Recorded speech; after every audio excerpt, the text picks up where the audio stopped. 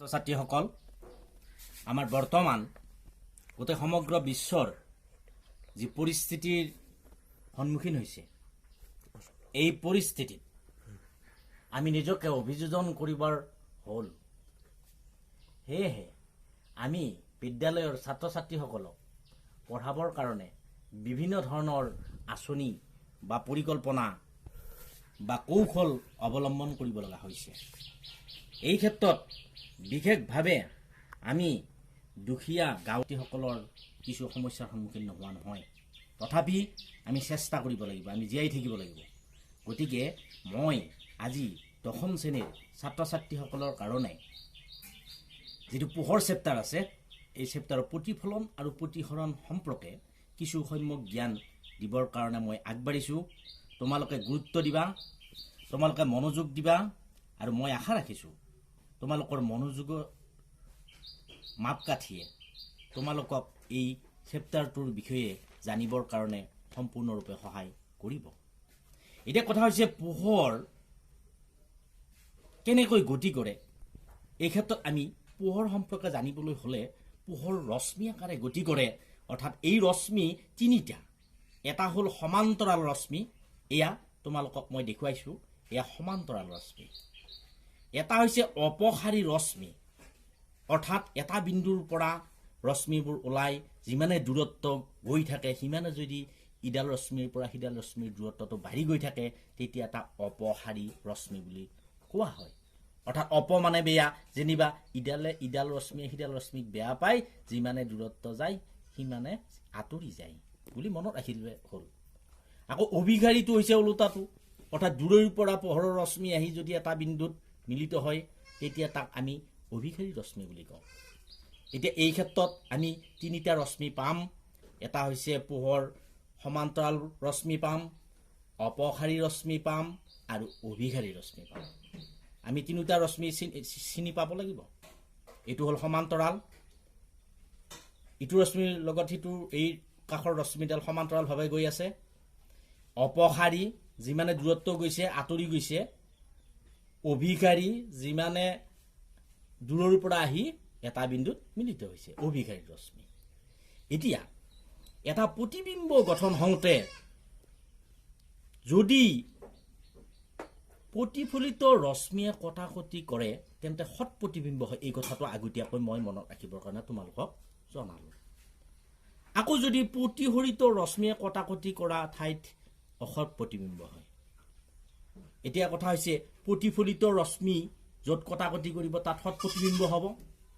আৰু প্ৰতিফলিত ৰশ্মিয়ে কটাকটি নকৰিলে তাক পিছপিনে বঢ়াই দিলে যিটো ৰশ্মি পোৱা যায় আমি ডট ডট ডট ডট এনেকৈ আমি লিখোঁ সেইটো হ'ল প্ৰতিফলিত ৰশ্মি গতিকে ডট ডটে য'ত কটাকটি কৰিব তেতিয়া তাত সেইটো অসৎ প্ৰতিবিম্ব বুলি তুমি জানিব লাগিব প্ৰতিফলিত ৰশ্মিয়ে কটাকটি কৰা ঠাইত কি হ'ব সৎ প্ৰতিবিম্ব আৰু প্ৰতিফলিত ৰশ্মিয়ে কটাকটি কৰা ঠাইত কি প্ৰতিবিম্ব হ'ব সেইটো হ'ব অসৎ প্ৰতিবিম্ব এইটো মই আগতীয়াকৈ তোমালোকক কৈ থলোঁ এতিয়া পোহৰৰ প্ৰথম কথা হৈছে পোহৰ প্ৰতিফলন বুলি ক'লে আমি কি বুজি পাওঁ বল এটা এখন ৱালত মাৰি দিলা বলটো গৈ ৱালত খুন্দা খালে উভতি আহিল ঠিক সেই লেখীয়াকৈ পোহৰেও এটা মাধ্যমৰ মাজেৰে গৈ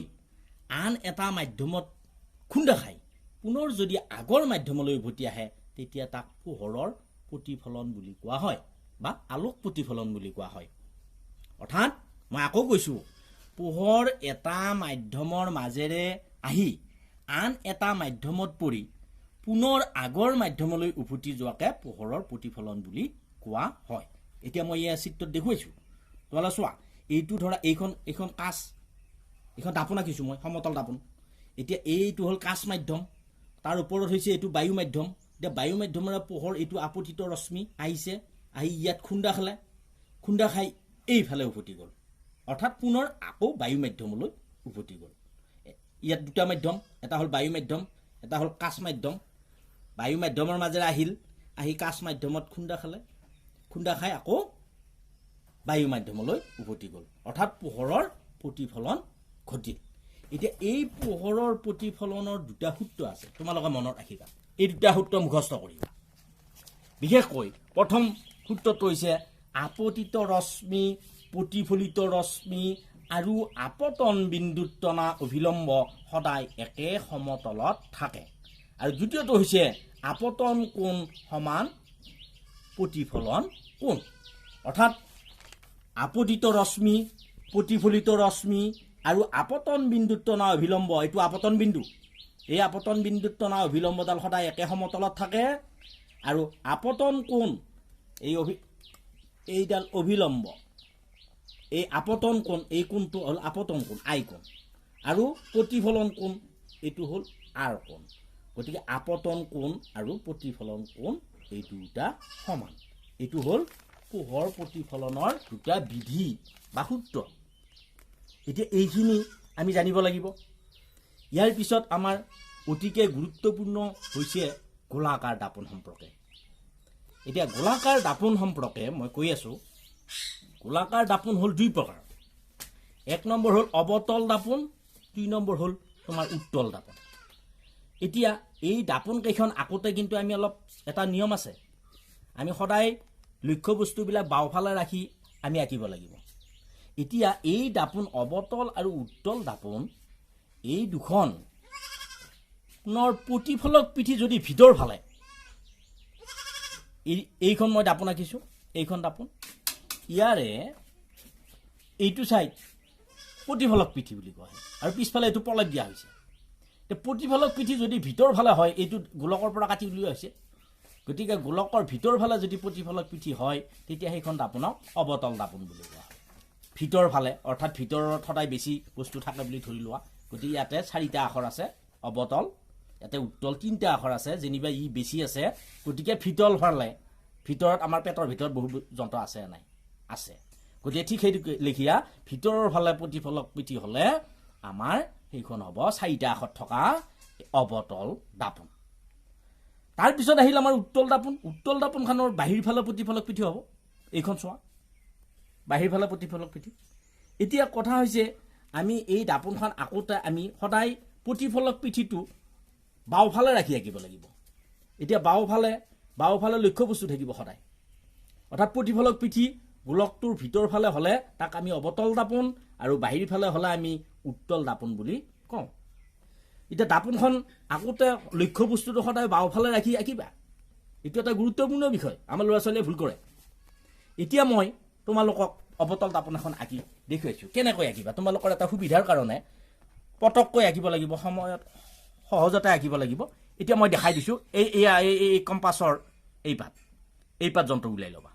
লৈ উঠি এনেকৈ দিলা দি উঠি ইয়াৰ মধ্যবিন্দুটোত এইটো হ'ব মধ্যবিন্দুত এটা চিন দিলা এটা ইয়াত এটা চিন দিলা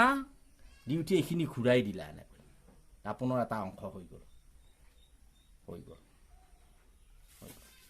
এতিয়া এই দাপনখনৰ এইখন এখন দাপন হ'ল আমি প্ৰতিফলক পিঠিটো বাহিৰ ফালে ৰাখিলো এইফালে প্ৰলেপ দিলো এতিয়া প্ৰলেপ দিয়াৰ কাৰণে এইখন কি দাপন হ'ল তেতিয়াহ'লে বাহিৰ ফালে প্ৰতিফলক পিঠি হ'ল এইখন উত্তল দাপন হ'ল এতিয়া এই দাপনৰ মধ্যবিন্দু মেৰু বুলি কোৱা হয় পি আখৰেৰে লিখা হয় আৰু এই দাপনখন যিটো গোলকৰ কেন্দ্ৰবিন্দু ইয়াক ভাজকেন্দ্ৰ বুলি কোৱা হয় অৰ্থাৎ চি আখৰেৰে লিখা হয় এতিয়া ভাজকেন্দ্ৰ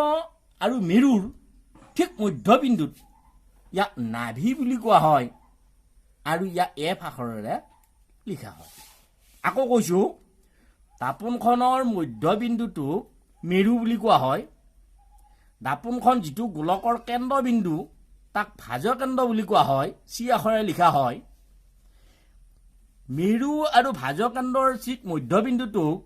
নাভি বুলি কোৱা হয় ইয়াক কেপিটেল এফ আখৰেৰে লিখা হয় নাভি বুলি কোৱা হয় ফকাছ বিন্দু বুলিও কয় এতিয়া মেৰু আৰু নাভি যিটো দূৰত্ব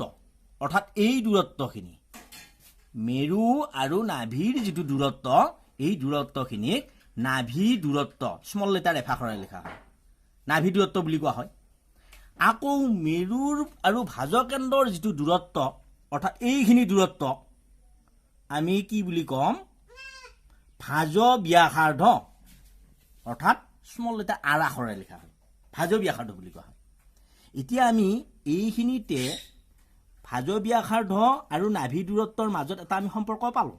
এই সম্পৰ্কটো হৈছে নাভি দূৰত্ব আৰু ভাজ ব্যাসাৰ্ধৰ সম্পৰ্কটো হ'ল r = twice f অৰ্থাৎ দুটা f দুটা স্মল লেটাৰ f এটো এইখিনিৰ পৰা ইয়ালৈ f ইয়াৰ পৰা ইয়ালৈ f দুটা f লগ লাগি কি হ'ল এটা r হ'ল অৰ্থাৎ নাভি ভাজ ব্যাসাৰ্ধ হ'ল ইয়াৰ পিছত এতিয়া ঠিক একেদৰে আমি যদি অবতল দাপনখন আকো এয়া বহাই ললো এনেকৈ দিলো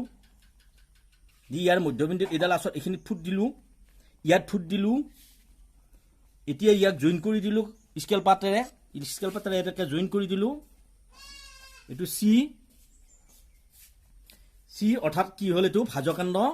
ইয়াৰে চকু দি আন্দাজত দিলেও হ'ব পি আৰু সি ঠিক মধ্যবিন্দুত এটো এফ আখৰ হ'ল এই এটো নাভি হ'ল এতিয়া ইয়াত আমি লক্ষ্য বস্তু ৰাখিলে সদায় বাওফালে হ'ল ইয়াত যদি আমি লক্ষ্য বস্তু ৰাখো এইখন দাপন এইখন হ'ল অবতল দাপন এইখন হ'ল উত্তল দাপন এতিয়া উত্তল দাপনৰ বাওফালে আমি বস্তু ৰাখিলে এডাল বঢ়াই দিম আৰু এটা কথা ক'ব ৰৈ গৈছে পি আৰু সি বিন্দু সংযোগী ৰেখাডালক মুখ্য অক্ষ বুলি কোৱা হয় এইটো গুৰুত্বপূৰ্ণ পি আৰু সি সংযোগী এডাল ৰেখাক আমি কি কম মুখ্য অক্ষ এতিয়া এডাল মুখ্য অক্ষ এতিয়া মুখ্য অক্ষত আমি যদি লক্ষ্য বস্তু এটা ৰাখো কি ধৰণে উত্তল আৰু অবতল দাপনত প্ৰতিবিম্ব হয় আমি চাই লওঁ আহাচোন বাৰু আচ্ছা এতিয়া আমি দাপনত প্ৰতিবিম্ব গঠন সম্পৰ্কে জানিবলৈ হলে বা দাপনত প্ৰতিবিম্ব গঠনৰ বিষয়ে ক'বলৈ হলে আমি তিনিটা কথা জানিব লাগিব প্ৰথম কথা হ'ল মুখ্য অক্ষৰ সমান্তৰালকৈ যদি ৰশ্মি আহে তেতিয়া হলে মুখ্য অক্ষৰ সমান্তৰালকৈ অহা ৰশ্মিটো প্ৰতিফলনৰ পিছত কি সদায় নাভি বিন্দুক ছেদ কৰে এইখন কি দাপন এইখন অবতল দাপন ইয়াত পি কিউ লক্ষ্য বস্তু বাওফালে আছে দাপনখনৰ বাওফালে আছে পি কিউ লক্ষ্য বস্তু হ'ল এতিয়া পি বিন্দুৰ পৰা ৰশ্মি ওলাইছে মই প্ৰথম চৰ্তটো আমি তিনিটা কথা মনত ৰাখিব লাগিব এতিয়া প্ৰথম চৰ্তটো হ'লে আমি মুখ্য অক্ষৰ সমান্তৰালকৈ ৰশ্মিটো মাৰি দিছো ইয়াৰ পিছত কি কোনফাল দি আহিল নাভিৰ মাজেদি আহিছে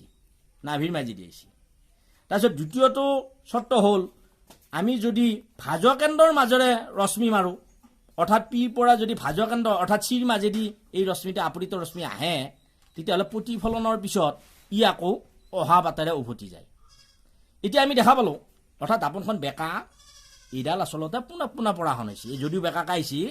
এই বস্তুটো তাৰমানে সমতল দাপনত যেনেকৈ পুনঃ পৰি সমতল দাপনত এনেকৈ পুনঃ পৰি আকৌ অহা বাটেৰে উভতি যায় যেহেতু এইটো বেকা গতিকে ইয়াতে বেকাকা আহিছে এইটো এই ভাজকেন্দ্ৰৰ মাজেৰে আহিলে তাৰমানে পুনঃ পৰাহন হয় গতিকে ই এনেকৈ উভতি গ'ল এতিয়া দেখা পালো যে এইটো এটা প্ৰতিফলিত ৰশ্মি উভতি গৈছে এইটো এটা প্ৰতিফলিত ৰশ্মি ইহঁতে কটাকটি কৰিছে ইয়াক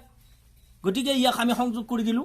গতিকে পি কিউ লক্ষ্য বস্তুৰ প্ৰতিবিম্ব পি ডেছ কিউ ডেছ সৃষ্টি হ'ল গতিকে এইটো কি প্ৰতিফলিত ৰশ্মি কৰিলে না প্ৰতিফলিত ৰশ্মি কৰিলে বাৰু প্ৰতিফলিত কৰিলে গতিকে প্ৰতিফলিত কৰিলে যেতিয়া এইটো কি হ'ল হট প্ৰতিবিম্ব হ'ল এতিয়া হট প্ৰতিবিম্ব তেতিয়াহ'লে অবতল দাপনে কি প্ৰতিবিম্ব গঠন কৰে হট প্ৰতিবিম্ব গঠন কৰে এতিয়া ঠিক একেদৰে উত্তলখনত চোৱা উত্তলখন আমি এইৰকম আঁকিলো বাওফালে লক্ষ্য বস্তু লাগিব এইমতে আঁকিলো এতিয়া ইয়াত পি হ'ল মেৰু এফটো এটা নাভি চিটো ভাজকেন্দ্ৰ এতিয়া এই চি আৰু পি এডাল হ'ল মুখ্য অক্ষ এইডাল মুখ্য অক্ষৰ ওপৰত পি কিউ লক্ষ্য বস্তু আছে ই মুখ্য অক্ষৰ সমান্তৰালকৈ এই ৰশ্মিটো আমি মাৰি দিলো ই আমি স্কেল পাত কৰিব লাগিব স্কেলেৰে কৰিব লাগিব স্কেলেৰে এনেকৈ আমি ৰশ্মিটো মাৰি দিলো এতিয়া ইয়াক আমি এনেভাৱে ৰাখি মুখ্য অক্ষৰ সমান্তৰাল আহিলে কোনফালে যায় নাভিৰ মাজেদি যায় গতিকে আমি ইয়াক এনেকৈ ধৰি থাকি নাভিৰ লগত পোন কৰি আমি ৰশ্মিটো কৰি ইফালে আমি প্ৰতিফলিত ৰশ্মি আমি মাৰি দিলো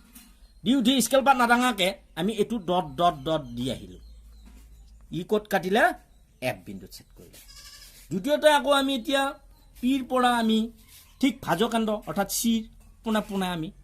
স্কেল পাত পাতি ললো উঠি ইয়াৰ পৰা মুখ্য এই ৰশ্মিটো আহি উঠি ইয়াত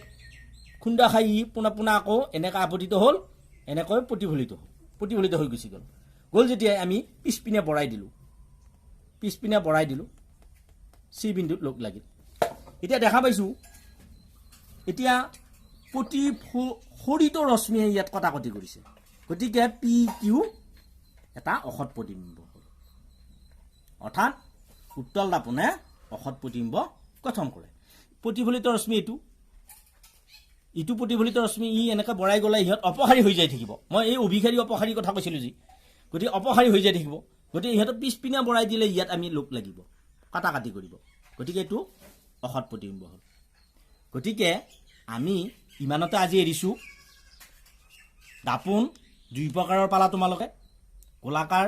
দাপোন দুই প্ৰকাৰৰ পৰা অৱতল দাপোন আৰু উত্তল দাপোন যাৰ প্ৰতিফলক পিঠি ভিতৰ ফালে সি হ'ল অৱতল যাৰ প্ৰতিফলক পিঠি বাহিৰ ফালে সি হ'ল উত্তল আৰু অৱতল দাপোনে তোমালোকে সৎ প্ৰতিবিম্ব গঠন কৰা দেখা পালা তাৰপিছত উত্তল দাপোনে